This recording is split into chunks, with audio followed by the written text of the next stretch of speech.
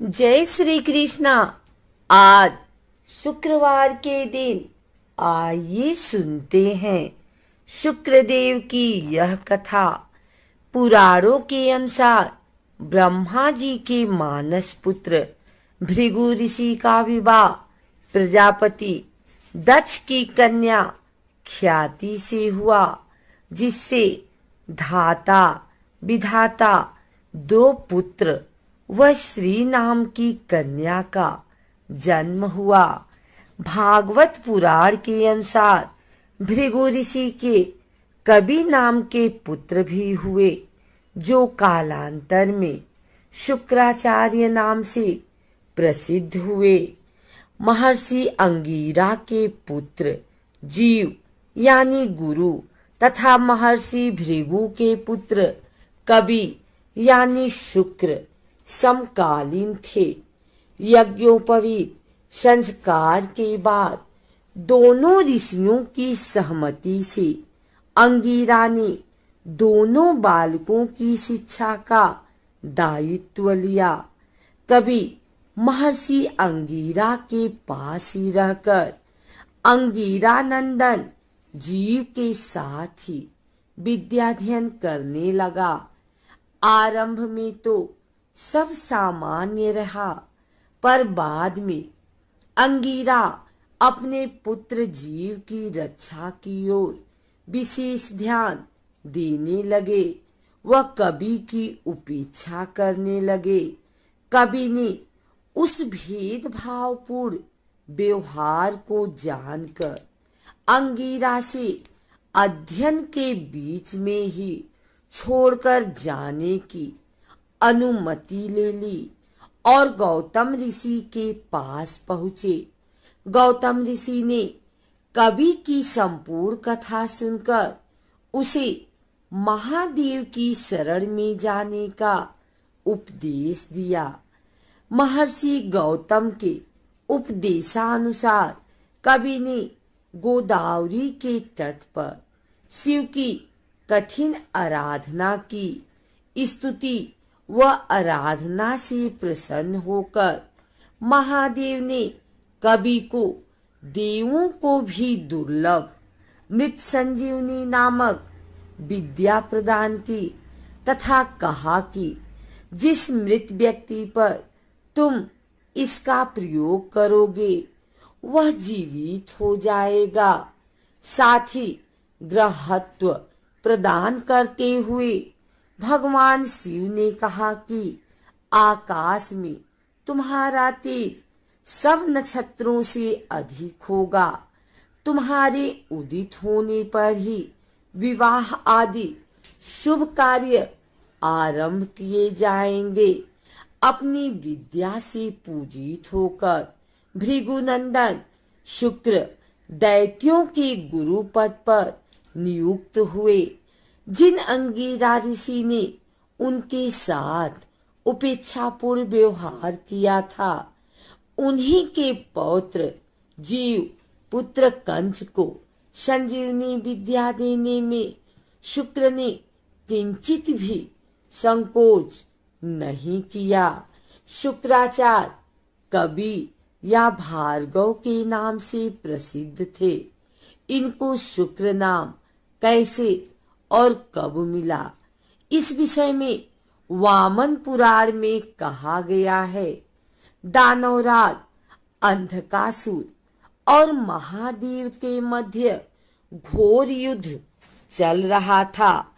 अंधक के प्रमुख सेनानी युद्ध में मारे गए, पर भार्गव ने अपनी संजीवनी विद्या से उन्हें पुनर्जीवित कर दिया। पुनः जीवित होकर कुजंभ आदि दैत्य फिर से युद्ध करने लगे। इस पर नंदी आदि गण महादेव से कहने लगे कि जिन दैत्यों को हम मार गिराते हैं उन्हें दैत्य गुरु संजीवनी विद्या से पुनः जीवित कर देते हैं। ऐसे में हमारे बल पौरुष का क्या महत्व है। यह सुनकर महादेव ने दैत्य गुरु को अपने मुख से निगलकर उदरस्त कर लिया। उधर में जाकर कवि ने शंकर की स्तुति आरंभ कर दी, जिससे प्रसन्न होकर शिव ने उनको बाहर निकालने की अनुमति दी। भार्गव श्रेष्ठ एक दिव्य वर्ष तक महादेव के उदर में ही विचरते रहे, पर कोई छोर न मिलने पर पुनः शिव स्तुति करने लगे। बार बार प्रार्थना करने पर भगवान शंकर ने हंसकर कहा कि मेरे उदर में होने के कारण तुम मेरे पुत्र हो गए हो, अतः मेरे शिष्य से बाहर आ जाओ। आज से समस्त चराचर जगत में तुम शुक्र के नाम से ही जाने जाओगे। शुक्रत्व पाकर भार्गव भगवान शंकर के शिश्र से निकल आए और दैत्य सेना की ओर प्रस्थान किए। तब से कवि शुक्राचार्य के नाम से विख्यात हुए। ज्योतिष शास्त्र में शुक्र का कारक भी शुक्र ग्रह को ही माना जाता है। शुक्र के ज्योतिष में खास महत्व के कारण ही कुंडली के आकलन के दौरान इसकी स्थिति पर विशेष ध्यान दिया जाता है। शुक्र का मानव जीवन पर अत्यधिक प्रभाव माना गया है। ऐसे में ज्योतिष के जानकारों का कहना है कि शुक्र ही वह ग्रह है जो यह बताता है कि किस व्यक्ति के जीवन में कितना सुख, प्रेम व संपन्नता आएगी।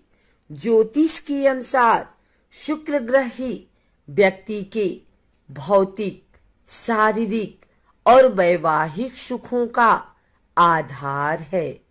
इस ग्रह को दो राशियों क्रमशः वृषभ और तुला राशि का स्वामित्व प्राप्त है, जबकि यह देवगुरु बृहस्पति की राशि मीन में उच्च माना गया है।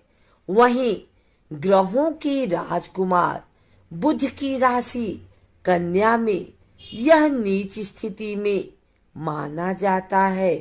बुध और शनि ग्रहों से मित्रता रखने वाले शुक्र की सूर्य और चंद्रमा से शत्रुता मानी गई है। ज्योतिष के मुताबिक शुक्र ग्रह का कुंडली के लग्न भाव में होना जातक को रूप रंग से बेहद सुंदर व आकर्षक बताता है। वहीं ऐसा जातक स्वभाव से मृदुभाषी होने के साथ ही कला में रुचि रखता हो।